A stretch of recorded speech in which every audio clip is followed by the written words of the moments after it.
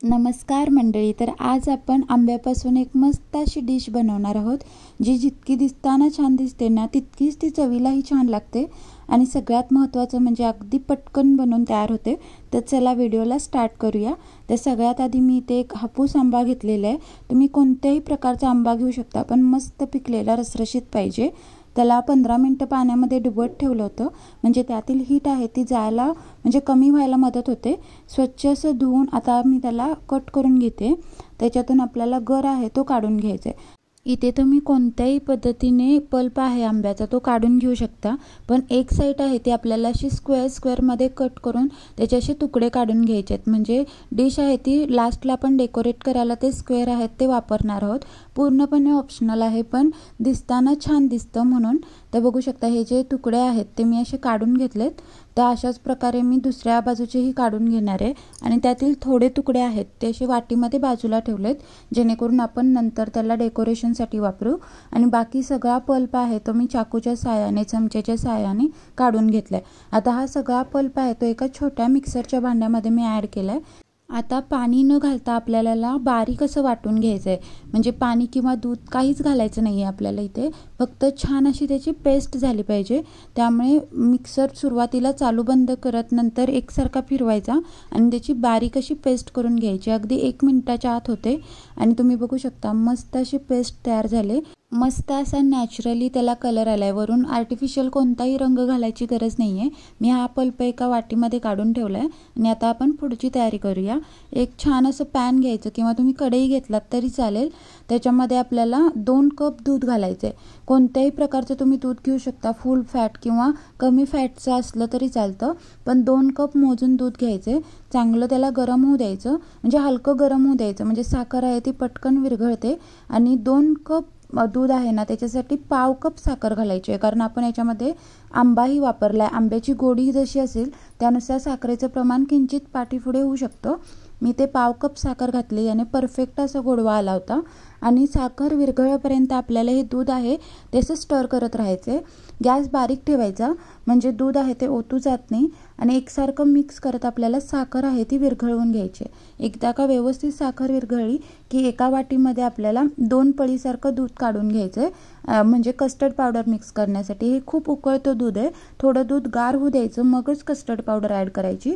आणि एका वाटीमध्ये 4 पळी दूध आहे ते मी बाजूला ठेवणार आहे. ते का ते मी तुम्हाला पुढे सांगेनच. पण हे शुगर मेल्ट झालेलं दूध आवर्जून काढून ठेवा, पुढे आपल्याला वापरायचं आहे. तर हे दूध जे 2 पळी मी काढून ठेवलं होतं ते बऱ्यापैकी कोमट झालं आहे. आता याच्यामध्ये मी 1 टेबलस्पून कस्टर्ड पावडर घातले. कस्टर्ड पावडर कधीही गरम दुधामध्ये किंवा गार दुधामध्ये पटकन मिक्स करायची नाही.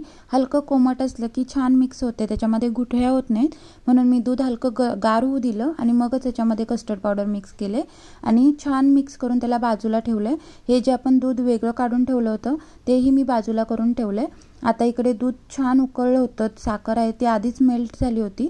तर लगेचच मी याच्यामध्ये कस्टर्ड पावडरचं मिल्क आहे ते ॲड केलं. एका हाताने दूध ओतत दुसऱ्या हाताने आपल्याला मिक्स करायचं आहे, म्हणजे गुठळ्या होण्याचे चान्सेस पूर्णपणे कमी असतात. सगळं दूध मिक्स केल्यानंतर 1 मिनिटभर त्याला असंच शिजवायचं आहे, म्हणजे हलकंसर ते घट्ट व्हायला लागतं. ह्या स्टेजला आपल्याला याच्यामध्ये आंब्याचा जो आपण पल्प काढून ठेवला होता तो सगळा घालायचा आहे. म्हणजे परफेक्ट असं आपलं मिश्रण आहे ते तयार होतं.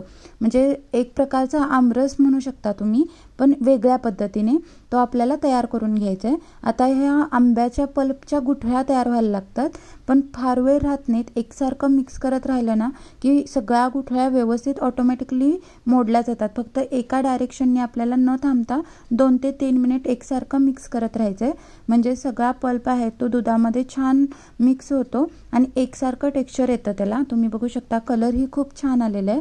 आता ते बऱ्यापैकी असं पातळ आहे. तुम्ही म्हणजे मी पळीमध्ये घेऊन तुम्हाला दाखवते म्हणजे तुम्हाला आयडिया येईल. ह्याच्यापेक्षा हलकं घट्ट व्हायला पाहिजे, तोपर्यंत आपल्याला शिजवायचं आहे. पण लक्षात ठेवायचं की गॅस बारीक असताना शिजवायचं. खूप मोठ्या गॅसवर शिजवलं तर त्याचे थेंब आहेत ते उडायला लागतात. त्यामुळे बारीक गॅसवरती सतत मिक्स करत आपल्याला कढईचं मिश्रण आतमध्ये घेत शिजवायचं आहे, म्हणजे ते इव्हनली शिजलं जातं सगळ्या बाजूने. आणि आता तुम्ही बघू शकता हलकंसर ते घट्ट झालं आहे. गार झाल्यानंतर ते अजून घट्ट होणार, त्यामुळे मी इथे गॅस आहे तो बंद केला आहे. आणि आता याला छान असं रूम टेम्परेचरवर घेऊन यायचं. पूर्णपणे ते असं गार झालं पाहिजे. बघू शकता गार झाल्यानंतर त्याची कन्सिस्टन्सी जसा आमरस असतो ना अगदी तशी झालेली आहे, अगदी परफेक्ट कन्सिस्टन्सी आहे। ह्या कन्सिस्टन्सीवरती आपल्याला हे मिश्रण बनवायचं आहे। आता हे छान रूम टेम्परेचरवर आलंय, पण आपण जे बनवतोय म्हणजे जी डिश बनवतोय ती अशी गार खायलाच मजा येते। त्यामुळे मी हे सगळं मिश्रण एका बाउलमध्ये काढून फ्रीजमध्ये ठेवणार आहे। एक अर्ध्या तासासाठी फ्रीजमध्ये ठेवलात ना मस्त असं ते गार होतं आणि आपण जे पदार्थ बनवणार आहे तो खायला मजा काही वेगळीच येते। तर एका साईडला ते गार होतंय मिश्रण, तोपर्यंत मी बाकीची तयारी करते। तिथे सिंपली ब्रेडचे स्लाइस असतात ना ते घेतले, तुम्हाला हवे ते घेऊ शकता, म्हणजे ब्राऊन ब्रेड, व्हाईट ब्रेड कसाही।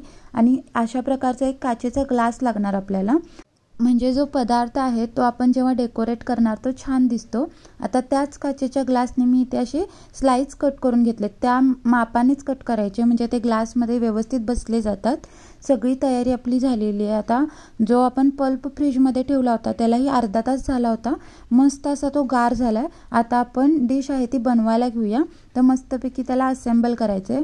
सगळ्यात पहिला एक स्लाइस आहे ब्रेडची, ती व्यवस्थित बोटाच्या साहाय्याने ग्लासच्या तळाला बसवायची। तुम्हाला जर हवं तर तुम्ही चमच्याची मदतसुद्धा घेऊ शकता।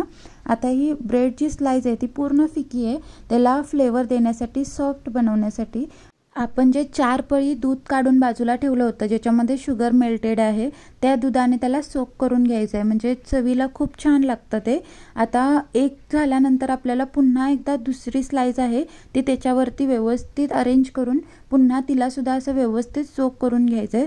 जितकं तुम्हाला सॉफ्ट आवडतं तितकं तुम्ही त्याला सोक करू शकता। जितकं छान असं सॉफ्ट होईल ना तसं ते बाईटमध्ये खूप छान लागतं। आता 2 लेअर आपल्या मस्त अशा सेट करून झालेल्या आहेत। आता याच्यावरती आपल्याला आंब्याच्या पल्पची लेअर द्यायची। जितकी लेअर ब्रेडची आहे ना त्याच्यापेक्षा थोडीशी जादा लेअर ठेवायची आंब्याच्या पल्पची, म्हणजे त्याचं कॉम्बिनेशन परफेक्ट बसतं जेव्हा आपण खातो तेव्हा। तर 2.5 पळीसारखं मी इथे पल्प आहे तो घालून घेतलाय, एकसारखा इव्हनली स्प्रेड होतो तो, कारण रनी कन्सिस्टन्सीमध्ये आहे। आता पुन्हा आपल्याला एक ब्रेडची स्लाइस आहे ती अलगद हाताने त्याच्यावरती घालायची, खूप जास्त दाबायची नाही, नाहीतर मँगोच्या पल्पची लेअर आहे ती खालच्या ब्रेडमध्ये जाते। तर तसं होऊ नये म्हणून हलक्या हाताने ती घालायची आणि तिला सुद्धा मस्त असं दुधाने सोक करायचं। पुन्हा एकदा दुसरी लेअर आहे ती त्याच्यावरती हलक्या हातानेच घालायची, त्या लेअरला सुद्धा असं परफेक्टली सोक करून घ्यायचं। जितकं छान तुम्ही त्याला मिल्कने सोक कराल तेवढं ते खाताना खूप छान लागतं। आता लास्टला पुन्हा एकदा आपल्याला आंब्याचा पल्प आहे तो पोर करून घ्यायचा आहे। पूर्ण ग्लासचं टोप भरेपर्यंत आपल्याला हे मिश्रण आहे ते असं पोर करून घ्यायचं आहे, म्हणजे ते दिसताना खूप छान दिसतं। त्याला आणि सुंदर करण्यासाठी मी वरती जे कट केलेले पीसेस होते आंब्याचे त्याचे काही पीस घालणार आहे, म्हणून मी हे बाजूला करून ठेवले होते। आणि कलर कॉम्बिनेशन छान दिसावं म्हणून पुदिन्याचं पान आहे ते मी कडेला ठेवलेलं आहे, पूर्णपणे ऑप्शनल आहे पण दिसायला खूप छान दिसतं। आणि आपली ही डिश आहे ती बनवून तयार झालेली आहे, किती छान लागते। जेव्हा तुम्ही करून खाल ना तेव्हाच तुम्हाला कळेल, त्यामुळे नक्की करून खा आणि आवडली तर नक्की रेसिपीला लाईक करा। प्रत्येक वेळी आपण पाहुणे येतो तेव्हा चहा त्यांना देतो किंवा सरबत देतो, तर सरबत किंवा ज्यूस सर्व करण्यापेक्षा असं काहीसं वेगळं सर्व केलं तर त्यांना खायलाही छान वाटेल आणि काहीतरी वेगळं खाल्ल्याचा आनंदही मिळेल। त्यामुळे नक्की तुम्ही हे घरी ट्राय करा।